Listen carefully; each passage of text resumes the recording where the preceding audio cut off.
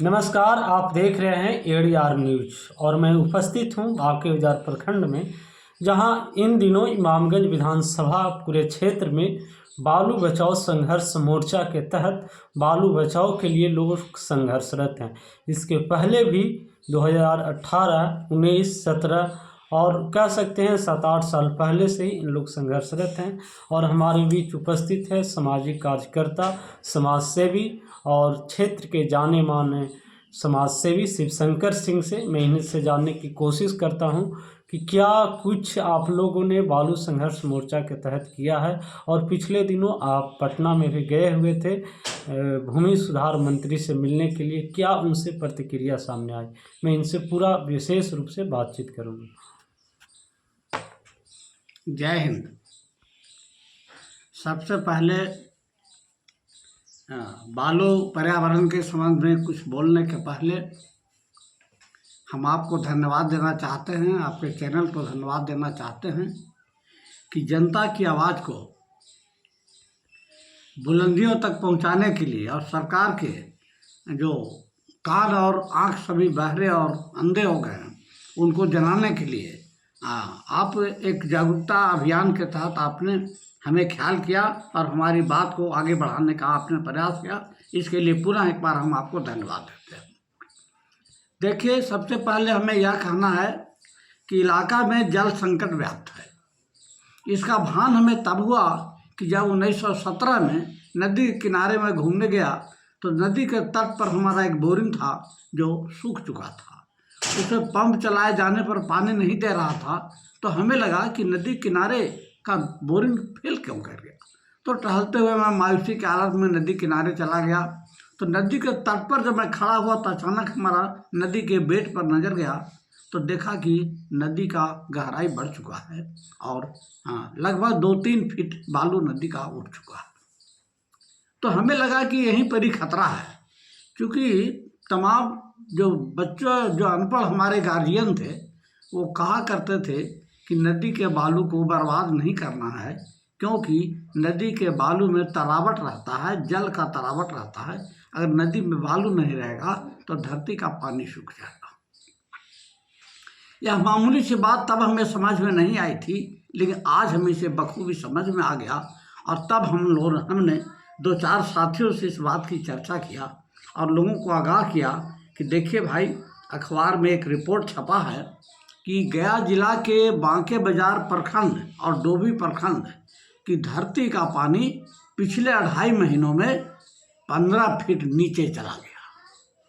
तो जाड़े के मौसम में, चूँकि यह न्यूज़ जो छपा था जनवरी में छपा था और पीछे 2.5 महीना था, मतलब जाड़े के दिनों में जब जल स्तर नीचे चला गया तो गर्मी के समय में क्या हो सकता है। इसी बात को लेकर जनता को आगाह किया गया और आम सभा के द्वारा, गोष्ठी के द्वारा और प्रदर्शन के द्वारा चरणबद्ध आंदोलन चला करके और सभी जनता को बताया गया कि बालू का महत्व क्या है। उस समय बालू की तस्करी जोरों पर थी और तस्करों से लोहा लेने का लोगों ने मन बनाया और लड़ाई भी किया। लेकिन यह आंदोलन जब सफलता की ओर बढ़ रहा था, बालू की नीलामी, बालू की तस्करी बंद होने की स्थिति में थी, तो अचानक मालूम हुआ कि सरकार के द्वारा मोरल नदी के बालू के घाटों का नीलाम कर दिया गया, यानी बंदोबस्ती कर दी गई। अब तो ठेकेदार कानून का पुड़िया लेकर आ गया और फिर देखा कि बालू की जो दुर्दशा थी वो देखने लायक नहीं थी। नदियों में 10-10 फीट, 15-15 फीट गड्ढे खन दिए गए। हद तो तब हो गया कि ऊपरी लेयर बालू के उठाने के बाद जब मिट्टी दिखाई पड़ा तो मिट्टी खोद कर जो नीचे का जो लेयर था वहाँ से भी बालू उठाया जाने लगा। और जब बरसात में पानी आया तो गड्ढों में पानी भर गया। गड्ढों में मिलकर हमें कोई उम्मीद है कि ये 5-6 वर्षों में कम से कम 50-60 हमारे नौनिहाल अपना दम तोड़ चुके हैं, शहीद हो चुके हैं बालू के घाटों पर, बालू के गड्ढों में गिरकर। और इस तरह से जान माल की भारी हानि हो रही है। और यहाँ यह देखने की बात है कि नदी के बालू उठने से क्या हो सकता है। बालू के उठ जाने से पानी का तरावट खत्म हो गया, जल लेयर खत्म हो गया, पेड़ पौधे सूख रहे हैं। हम देख रहे हैं कि बड़े बड़े पेड़ जहीं के तहीं सूख जा रहे हैं। और फसलों का क्या कहना है, जब जड़ जब पौधों के जड़ को पानी नहीं मिल रहा है तो हमारा फसल कहाँ से होगा। नदी की गहराई बढ़ने से पैन का बेड हमारा ऊंचा हो गया। इलाके में 60-70 की संख्या में पैन जो लगते थे, जिससे हजारों हजार एकड़ भूमि की सिंचाई होती थी, और सिंचाई के क्रम में हम पैदावार करते थे और अपना गुजर बसर करते थे। पैन हमारा निस्मार हो गया, धरती सूख गई, धरती हमारा बंजर होने की स्थिति में आ गई और फसल सारे नष्ट हो गए। बहुत बेचारगी की हालत में हम लोग जी रहे हैं। और तब हम देखा कि पर्यावरण का भारी संकट हो गया है। पर्यावरण का अगर कंट्रोल नहीं किया गया तो इसमें हमें जीवन की भी हानि हो सकती है। सरकार के द्वारा तो जल जीवन हरियाली जो योजना चलाई जा रही है, तो उसको आप किस रूप में देखते हैं? देखिए, इसको हम इसी रूप में देखते हैं कि जल जीवन हरियाली तो बहुत ही एक दूसरे से अनुनाश्रित है। जल है तो भी जीवन है, हरियाली है, सब उसी पर निर्भर है। लेकिन जंगल उजाड़ के पेड़ लगाना कितनी बुद्धिमानी है, हमें ये समझ में नहीं आता है। आज दिखावे के लिए पेड़ लगाए जाते हैं। आज फलना साहब आ गए, फलना मंत्री जी आ गए, आज फलना मुख्यमंत्री जी आ गए और फलना जगह 5 को पेड़ लगा दिए। एक वो पेड़ लगा दिए, खूब ढोल बजाए, ढाक बनाए, अंग्रेजी बाजा बजाए, लेकिन जंगल तो लगा रहे हैं। हम अभी भी इस बात पर आश्वस्त हैं कि अगर जंगल को काटना बंद हो जाए, ये जो वन उजाड़न विभाग है, वन विभाग का, अगर वन उजाड़न विभाग वन को उजाड़ना बंद कर दे तो पुराने जो पेड़ खुटियाँ बची हुई हैं, अगले 10 वर्षों में हमारा जंगल लहलहा सकता है। लेकिन जो वन की नीति है सरकार की, और बालू की जो नीति है, और जो पर्यावरण को चौपट करने की नीति है, प्रदूषण से पूरे इलाके में इस वर्ष वर्षा नहीं हुई। बरसात के महीने में घनघोर यहाँ वृष्टि होती थी, इस वर्ष एक बूंद पानी नहीं बना पड़ा। धान की क्यारियाँ सूखी रह गई, आहर पोखर सूखे रह गए, ताल तलैया सूख गई, और हद तो तब हो गया कि इस इलाके की जीवनदायिनी नदी मोरहर नदी की धारा में भी एक बूंद पानी देखने को नहीं मिला। और 2 अक्टूबर के पहले सारा इलाका सुखाड़ के क्षेत्र में गिरफ्त में आ गया, और सरकार को कहीं इसको फिक्र नहीं हुआ, कान पर जू नहीं लगा। और इस वर्ष हम पता लगाए तो मालूम हुआ कि किसानों को मरने के लिए छोड़ दिया गया है। सरकार की ओर से अभी तक कोई मुआवजा का डिक्लेरेशन नहीं हुआ है, और किसान बेचारा क्या करे, कुछ पानी पी के सो रहा है, कुछ नमक घोकर पी रहा है। एक दिन ऐसा भी आ गया कि उसे नमक मिलना भी मुश्किल हो जाएगा, और नमक घोरेगा कौन सी जब पानी नहीं रहेगा। इस तरह से हम देखते हैं कि इलाका हमारा भयानक दुर्भिक्ष की ओर बढ़ गया है।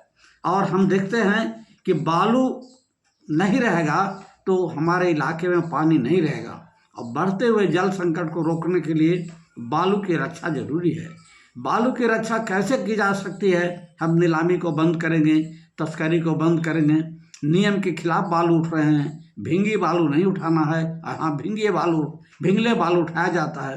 पानी ट्रक से हरा हरा चूते रहता है, और पानी और बालू लोग ढो करके ले भागता है, और बिना रोक ठोक के सारे नियमों को ताक पर रखकर तो बालू उठाया जा रहा है, जो बहुत ही संकट का समय है। जनता को जागने की ज़रूरत है। अगर जनता जिस तरह से जाग रही है, हम समझते हैं कि अगले 1-2 वर्षों में यह स्थिति उत्पन्न होगी। और जब लोग देखेगा, इस वर्ष जब देखा कि नदी में पानी नहीं आया, तो लोगों को लगा कि सही मायने में जो बालू काम दो। एक बात यहाँ पर और है विशेष गौर करने की, वह यह है कि यहाँ पहले एक विधायक हुआ करते थे जिनका नाम था उदय नारायण चौधरी। उदय नारायण चौधरी 25-30 वर्षों तक यहाँ पर विधायक रहे। उनके कार्यकाल में एक छटाक भी बालू नदी से नहीं उठा, और न पानी का कोई संकट हुआ। वर्षा भी समय पर हो रही थी, और तमाम तरह के विकास योजनाएं चल रही थी। लेकिन जब से सीट परिवर्तन हुआ, और परिवर्तन होते ही बालू चोरों की राज हो गई, और जो स्वार्थी लोग थे, जो सामंतवादी लोग हैं, सामंतवादी उसको कहते हैं जो विकास का विरोधी होता है, तो ऐसे विकास विरोधी सामंतवादी शक्तियों का क्षेत्र पर वर्चस्व हो गया, और नतीजा हुआ कि सबसे पहले जो हमला हुआ वह नदियों पर हुआ। जितने भी लोग परिवर्तन के जो कामी थे, आकांक्षी थे, उनका तो पाँव बारा हो गया, और पॉलिटिक्स छोड़ के वो नदियों पर टूट पड़े, और तमाम लोग बालू उठाना, नदी का बालू तस्करी में बेचना शुरू कर दिए। और सभी इलाके के लोग जानते हैं। अभी हम लोग गए थे पटना, पर्यावरण की रक्षा की गुहार लेकर, और हम लोग नारा लगा रहे थे कि बता रहे थे कि हमारा पैन सूख गया, और हमारा नदी सूख गई, कुआं सूख गया और क्षेत्र की जलवायु बिगड़ गई है। अगर समरसेबुल भी सूख गया तो इस इलाके के लोगों को जान बचाना मुश्किल होगा। पर्यावरणीय सदस्य सचिव महोदय, बिहार राज्य पर्यावरण प्रदूषण नियंत्रण परिषद बिहार सरकार पटना से हम लोग मिले और मिलने के बाद में हम लोगों ने उन्हें ज्ञापन दिया और ज्ञापन के माध्यम से हमारा ज्ञापन 9 सूत्री ज्ञापन था, जिसमें भिन्न भिन्न तरीक़ों से हम लोग बताए थे कि नियम की अवहेलना कैसे हो रही है और नियम को छिन्न भिन्न करते हुए बालू माफिया किस तरह से नदी को दोहन कर रहे हैं और जिसका असर इलाके के पर्यावरण पर पड़ा है। पर्यावरण संकट में है, चूँकि इलाके की नदियाँ हमारी जो हैं वो बरसाती हैं और इलाका पहाड़ी है। पहाड़ी क्षेत्र रहने के वजह से यहाँ की नदियों की धारा तेज है, बालू कम निक्षेपित होती है जो स्थानीय उपयोग से ज़्यादा नहीं है और इस कारण से जो जो बालू उठ रहा है तो इस इलाके का पर्यावरण का संतुलन बिगड़ रहा है। फलतः भूगर्भ जल संकट, भीषण गर्मी, अनावृष्टि, सुखाड़ आदि प्राकृतिक प्रकोप झेलने को हमारा इलाका विवश है। हम देख रहे हैं कि जो पैन था वो सूख चुका है, हम बोल चुके हैं इस पर बंजर भूमि, हमारा जो खेत है बंजर होते जा रहा है।